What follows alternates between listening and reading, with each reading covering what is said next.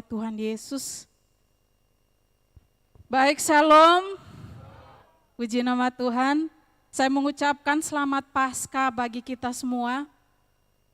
Paskah 2 tahun ini kita rayakan dengan cara yang agak berbeda. Tidak ada acara. Ya, bahkan kita harus bersyukur.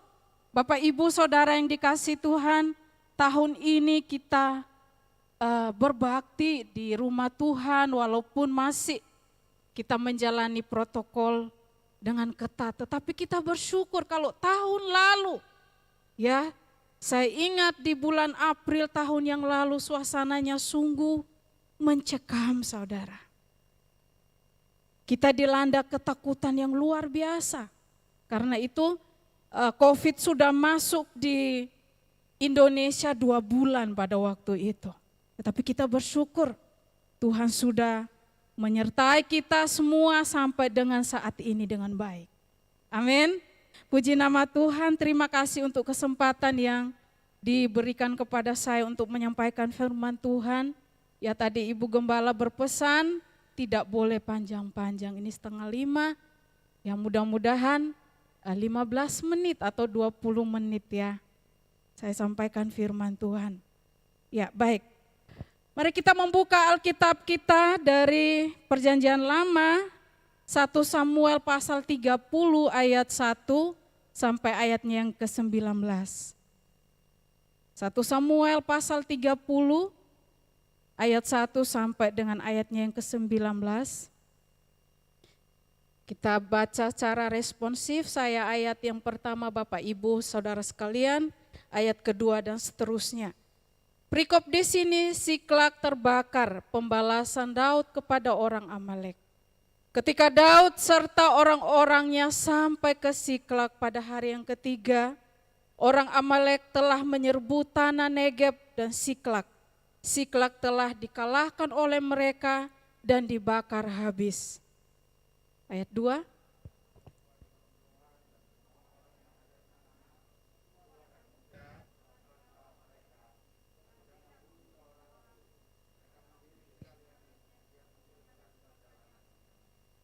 Ketika Daud dan orang-orangnya sampai ke kota itu, tampaklah kota itu terbakar habis.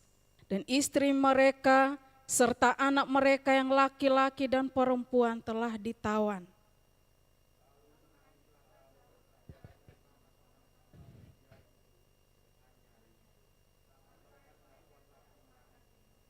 Juga kedua istri Daud ditawan, yakni Ahinoam perempuan Yisrael dan Abigail bekas istri Nabal orang Karmel itu.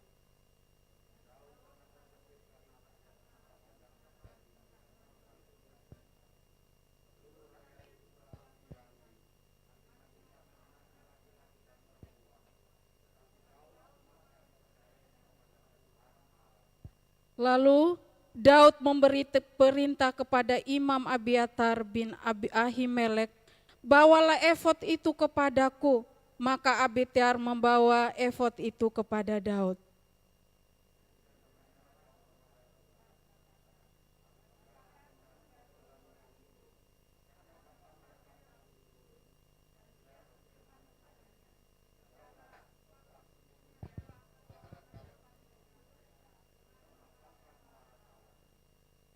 Lalu pergilah Daud beserta 600 orang yang bersama-sama dengan dia, dan sampailah mereka ke sungai Besor, sementara orang-orang yang mau tinggal di dalam belakang berhenti di sana.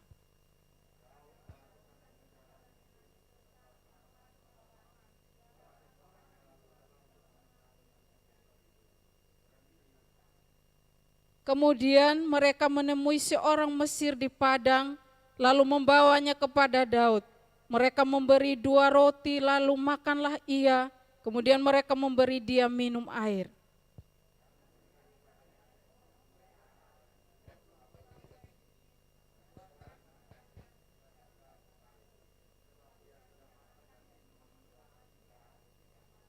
Kemudian bertanyalah Daud kepadanya, budak siapakah engkau dan dari manakah engkau?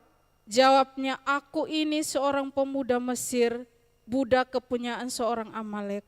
Tuanku meninggalkan aku karena 3 hari yang lalu aku jatuh sakit.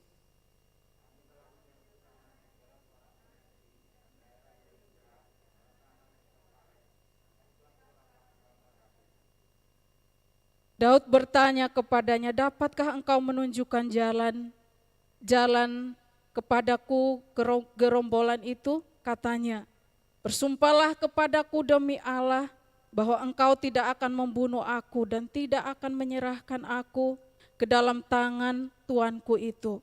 Maka aku akan menunjuk jalan kepadamu ke gerombolan itu.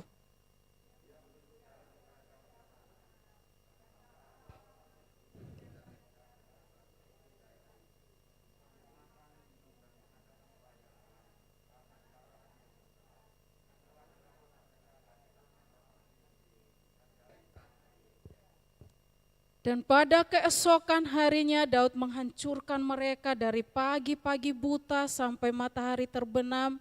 Tidak ada seorang pun dari mereka yang lolos, kecuali 400 orang muda yang melarikan diri dengan menunggang unta.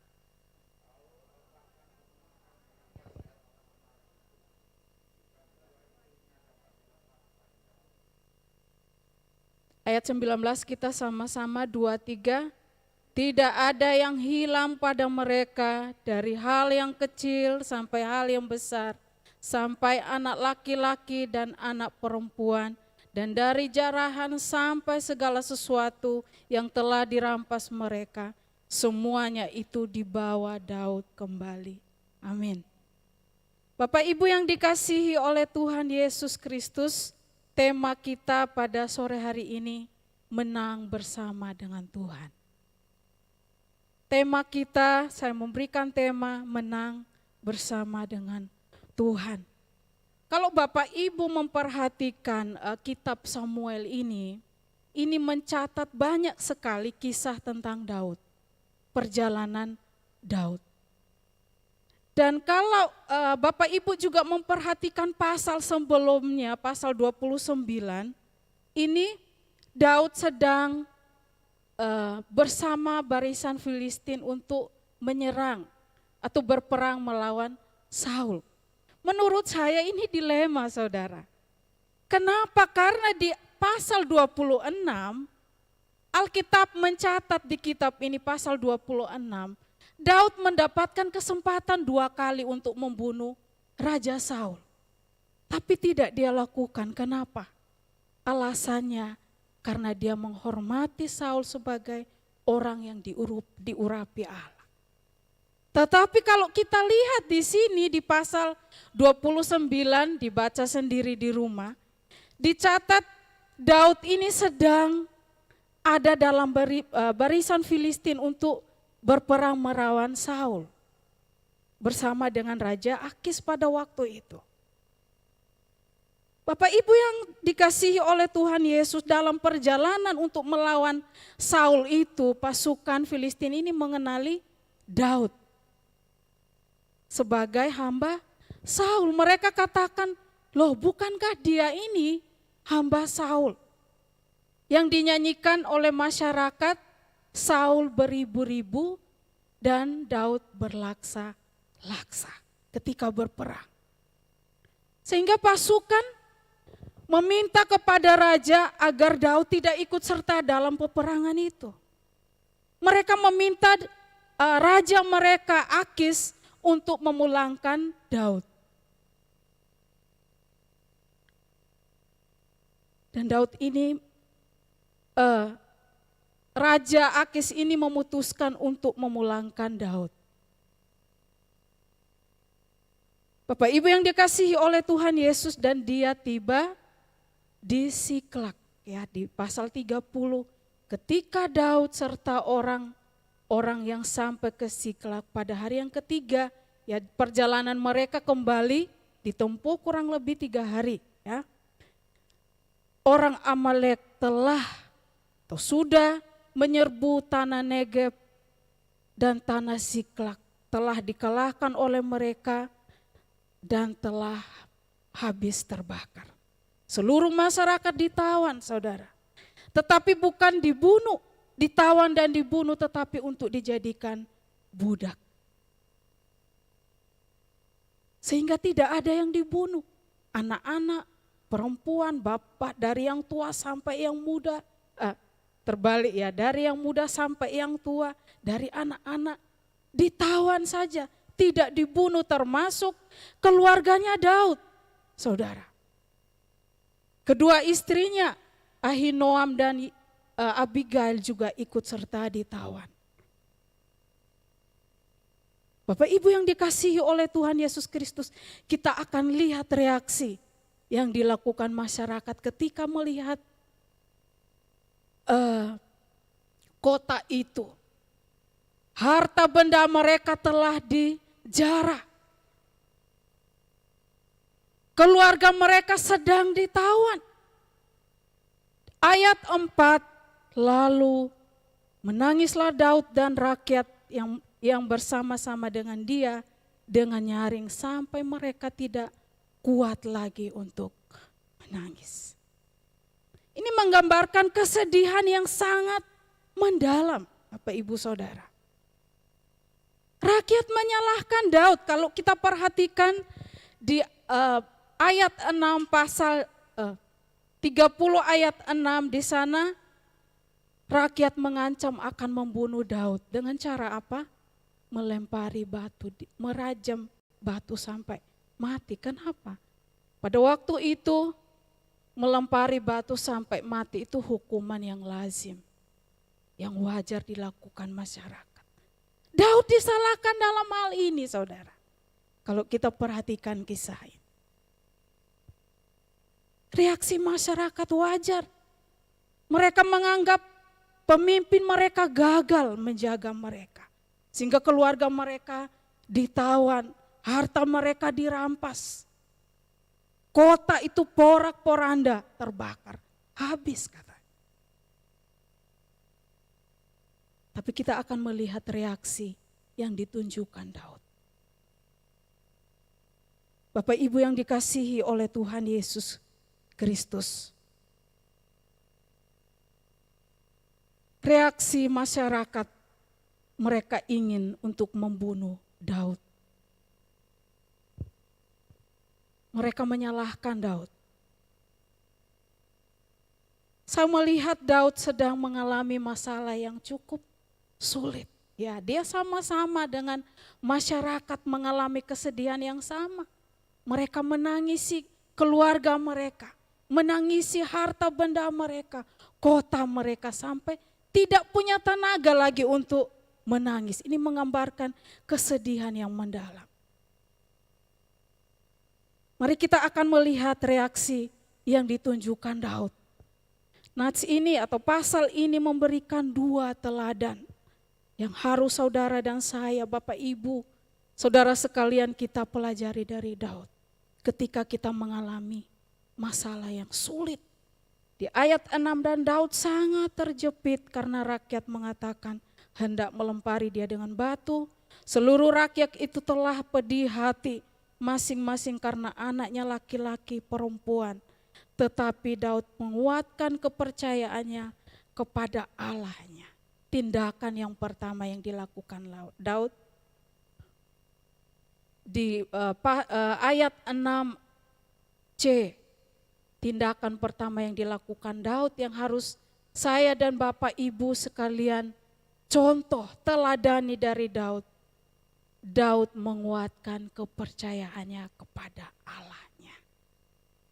Mempercayakan di sini artinya menyerahkan. Jadi saya pihak pertama, saya di pihak ke Daud, saya menyerahkan masalah saya kepada Tuhan. Ini yang dilakukan Daud. Ini reaksi yang ditunjukkan Daud. Dia tidak menyalahkan siapapun dalam hal ini. Keadaannya terjepit, bahkan terancam, saudara. Terancam, terjepit, terpuruk. Kondisi yang tidak mudah menurut saya. Kalau seseorang, saya coba mencari informasi, kalau seseorang mengalami kesedihan yang sangat dalam, tertekan dengan situasi, imun, kekebalan tubuhnya itu drop, saudara. Makanya hati-hati, kita tidak perlu takut yang berlebihan. Kita tidak perlu khawatir yang berlebihan. Karena itu mempengaruhi imun kita. Drop, lemas, tidak kuat, tidak ada tenaga, tidak ada kemauan untuk makan. Dan itu sangat mempengaruhi fisik kita. Dan ini yang dialami oleh Daud. Tetapi saudara perhatikan di sini, ketika Daud memutuskan untuk menyerahkan, memperkuat di sini sama dengan mempercayakan. Mempercayakan masalahnya kepada siapa? Tuhan. Kenapa saudara? Karena Daud menyadari kekuatannya sebagai manusia terbatas adanya. Dia sadar dia tidak akan mampu menyelesaikan masalah yang sedang dialami oleh Daud. Terhimpit darurat. Sehingga dia memutuskan untuk menyerahkan masalahnya. Tekanan yang luar biasa yang sedang dihadapinya. Kenapa saudara?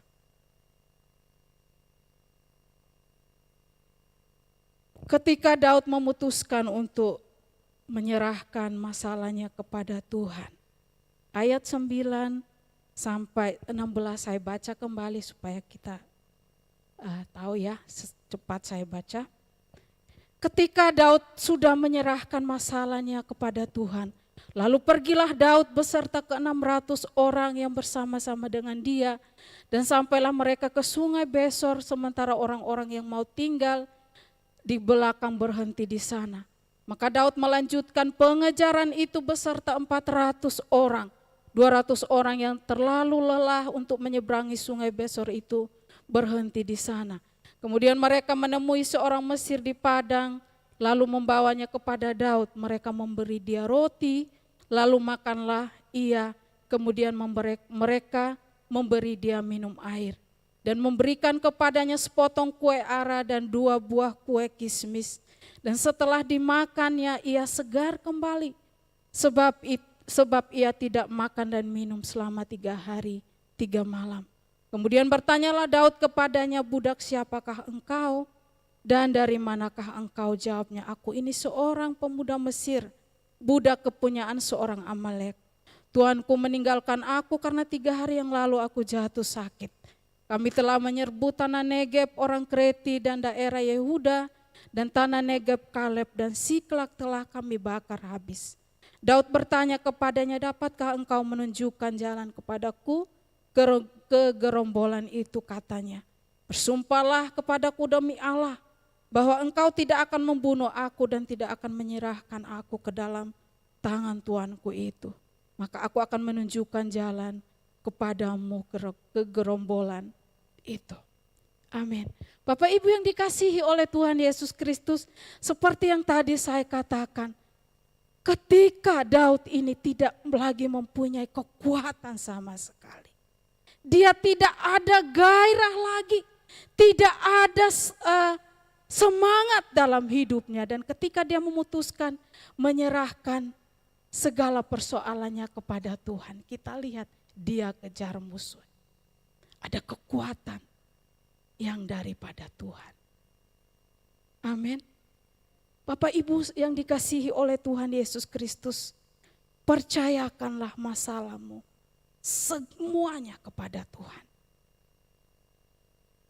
Kalau saya melihat hal ini, tidak ada catatan yang konkret mencatat bagaimana Daud mempercayakan masalahnya kepada Tuhan. Tetapi saya minta tolong seseorang membacakannya bagi kita. 1 Samuel pasal 17:45. 1 Samuel pasal 17:45, minta tolong salah satu saudara membacakannya bagi kita.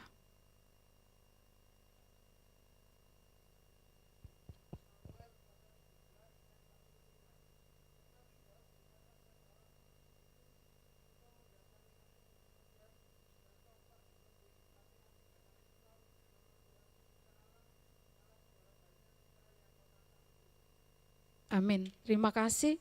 Minta tolong sekali lagi sekalian Mazmur 18 ayat 3. Mazmur pasal 18 ayat 3.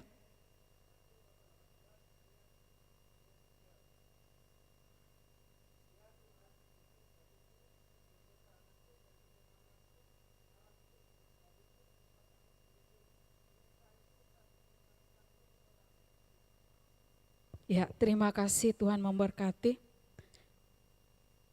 Saudara, saya melihat Daud ini benar-benar mengandalkan Tuhan di dalam menjalani hidupnya. Amin. Dia benar-benar mengandalkan Tuhan. Kita lihat di 1 Samuel 17:45 tadi itu kasusnya Daud menghadapi Goliat. Daud melawan Goliat. Dikatakan di sana, engkau mendatangi saya dengan tongkat dan pedang, tetapi aku mendatangi engkau dengan nama Tuhan Allah semesta. Bapak Ibu yang dikasihi oleh Tuhan Yesus, di Mazmur 18 ayat 3, Tuhan bukit batuku, Tuhan kubu pertahananku, Tuhan penyelamatku, Tuhan gunung batuku, Tuhan tempat perlindunganku. Ungkapan ini saudara, memberikan gambaran kepada kita bahwa Daud sungguh-sungguh mengandalkan Tuhan di dalam segala perkara apapun.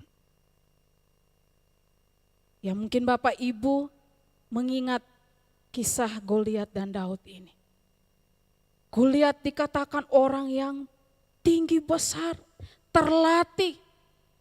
Sebagai prajurit yang handal, dia tahu strategi yang dapat melumpuhkan lawannya, dia tahu betul. Sebab dia prajurit yang sudah terlatih di dalam berperang. Pasti musuh-musuhnya dikalahkan oleh Goliat. Sedangkan Daud tidak. Alkitab mencatat pada waktu Daud melawan Goliat ini dia masih kecil saudara. Dia bukan prajurit. Dia tidak pernah ikut latihan untuk berperang. Dia tidak tahu strategi apa-apa untuk berperang melawan musuhnya. Tetapi dia menemui Goliat dengan apa? Nama Tuhan. Dia katakan, saya menemui engkau dengan Tuhanku.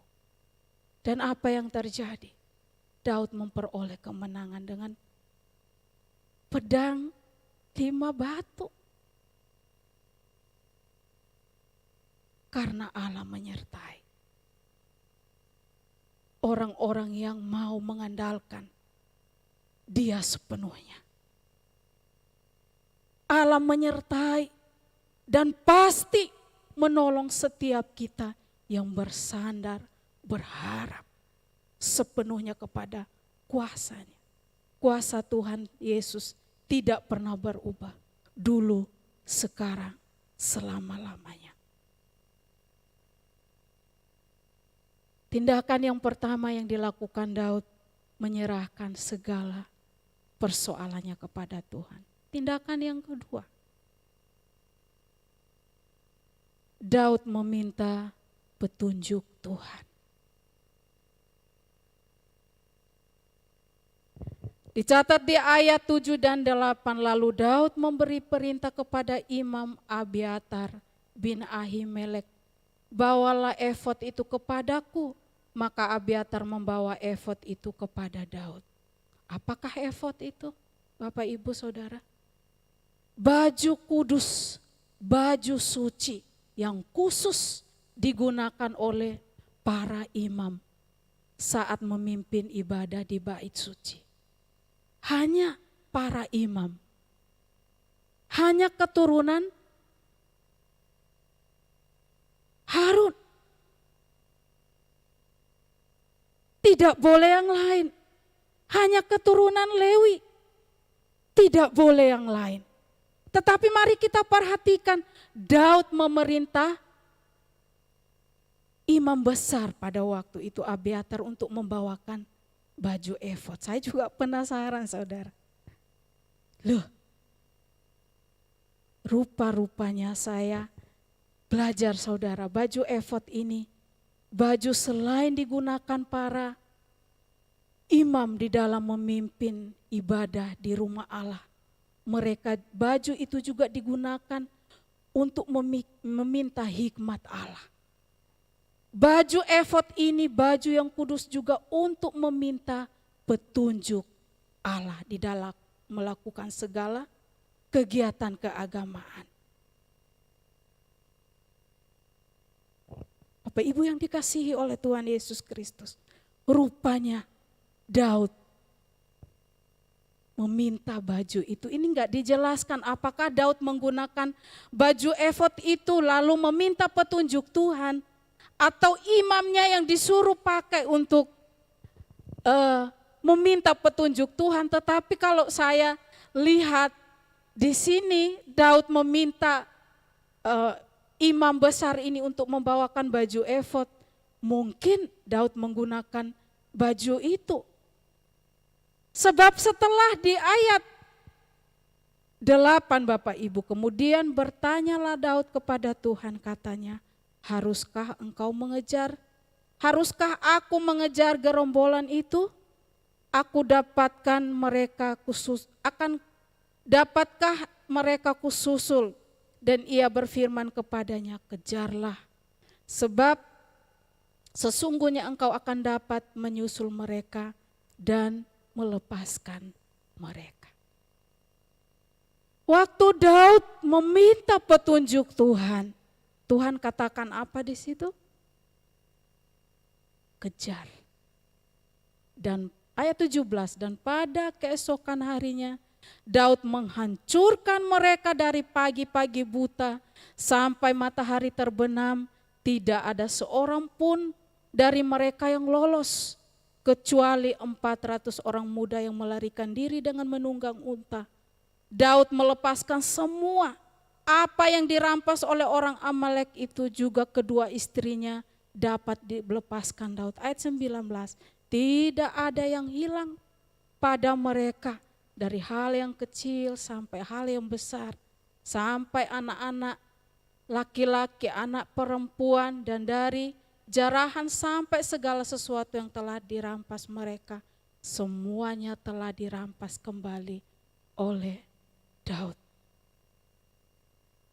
Bapak Ibu yang dikasihi oleh Tuhan Yesus Kristus, mari kita belajar dari Daud,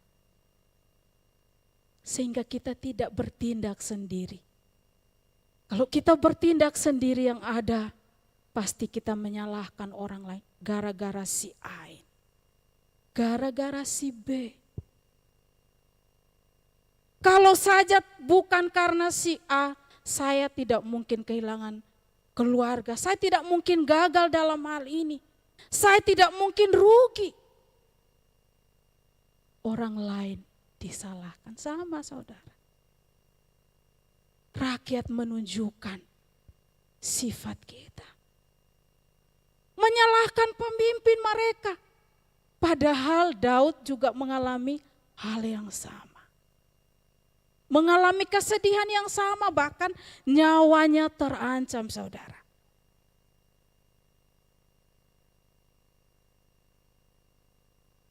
Kenapa?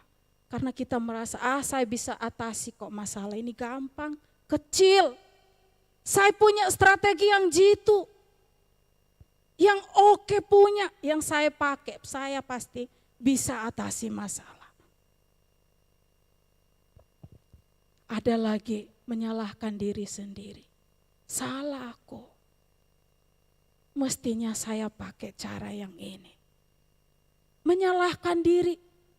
Akhirnya putus asa, kecewa, dan yang paling parah, salahkan Tuhan. Amin. Seringkali hal itu terjadi dalam hidup kita. Menyalahkan Tuhan. Kasihan Tuhan. Hari ini, 2000 tahun yang lalu, Karena kasihnya yang begitu besar, dia rela disalib saudara. Untuk kita. Dia memberikan kemenangan karena kasihnya yang begitu besar bagi kita. Seringkali kita salahkan Tuhan. Kita mulai hitung jasa-jasa kita dengan Tuhan.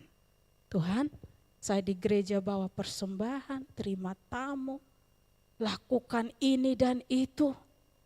Kenapa Tuhan gak tolong saya? Kenapa Tuhan diamkan saya mengalami hal ini? Padahal waktu lakukan aja, saya mampu, saya bisa. Tidak melibatkan Tuhan. Tetapi kalau gagal rugi, salahkan Tuhan. Di sini tidak ada saudara. Kalau ada, mari kita bertobat. Amin. Tuhan kita mengasihi kita. Banyak masalah. Ketika Daud meminta petunjuk Tuhan, dia melakukan apa yang Tuhan suruh. Dan apa yang dikatakan di sini? Segalanya yang direbut oleh orang Amalek itu telah diperoleh kembali. Kenapa? Yang pertama tadi, Daud menyerahkan segala persoalan yang dialaminya kepada Tuhan. Mempercayakan Tuhan, ini masalah saya. Tuhan, ini keadaan yang sedang saya alami. Dia menerima kemenangan yang daripada Tuhan. Menerima pertolongan Tuhan. Yang kedua, dia meminta petunjuk Tuhan. Mari kita belajar untuk tidak selalu bertindak sendiri dalam menjalani hidup ini. Supaya apa? Kita tidak menyalahkan Tuhan. Bapak Ibu yang dikasihi oleh Tuhan Yesus Kristus, bagaimana dengan kita? Seringkali kita mengalami persoalan yang mungkin sulit, masing-masing kita mempunyai pergumulan yang berbeda-beda sesuai dengan porsinya. Kenapa saya bilang sesuai dengan porsi? Sebab Tuhan tidak akan pernah memberikan masalah yang melebihi kekuatan kita. Amin. Tuhan tahu kekuatan Bapak Pendeta Andreas. Tuhan tahu kekuatan Ibu Gembala, kekuatan Ibu Tris, dan tahu kemampuan dan kekuatan Bapak Ibu, saudara-saudari yang hadir di tempat ini. Tuhan akan memberikan persoalan, masalah itu sesuai dengan kemampuan kita, tidak akan lebih. Karena apa? Kita tidak akan mampu. Kita tidak akan sanggup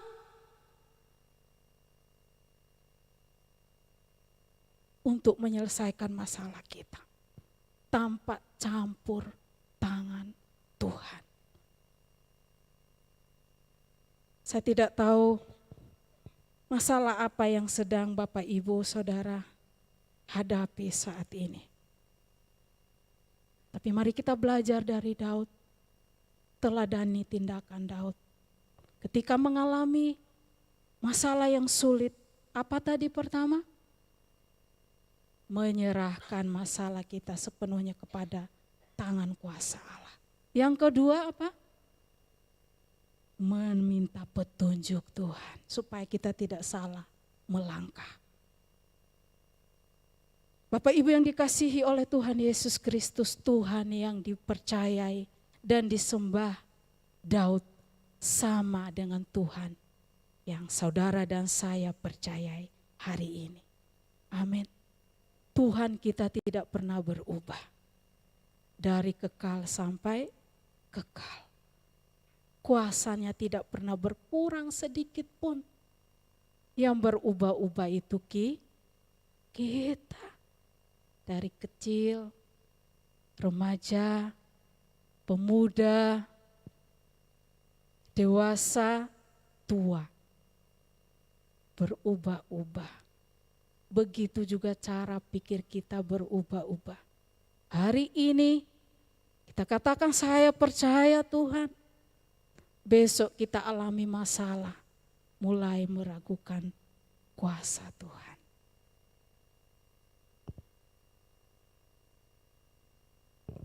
Tuhan Yesus memberkati. Ya, jam 5 lebih sedikit. Tuhan Yesus memberkati kita semua.